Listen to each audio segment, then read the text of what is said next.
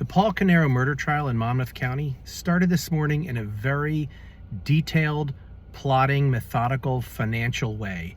A detective testified for hours about suspect Paul Caneiro's finances.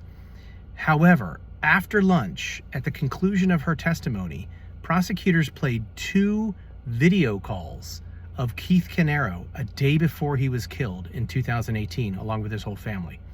The calls are Keith. They are video and audio taken from inside Keith Caneiro's Colts Neck home, in which he's calling his brother Paul and demanding information. He's demanding bank account login. He's demanding information about what Paul's been doing with this one trust account, which was supposed to pay for Keith's life insurance. And you can actually see Keith in one of the calls. The first call, one's made around 3 o'clock, the other one's bed after 6 o'clock. And in one of them, Keith even says, "Paul, give me the effing logon. Give me the login, Paul." He keeps talking to Paul, calling him by his first name, getting angrier and angrier, escalating.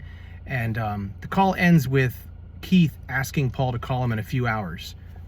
Not 12 hours later, roughly, at 3 in the morning, is when prosecutors believe Paul Caneiro killed Keith and their family, Jennifer, son Jesse, and daughter Sophia.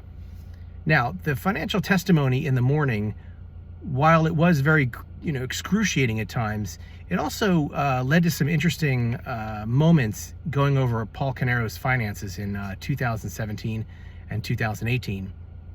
It actually had some pretty eyebrow-popping moments.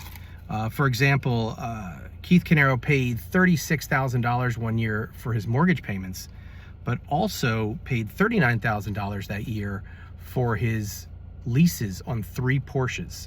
Prosecutors have laid out a financial motive for the crimes, and they definitely are putting a lot of evidence and testimony on the finances so far. I'm Kevin Shea in Freehold, New Jersey for NJ Advanced Media.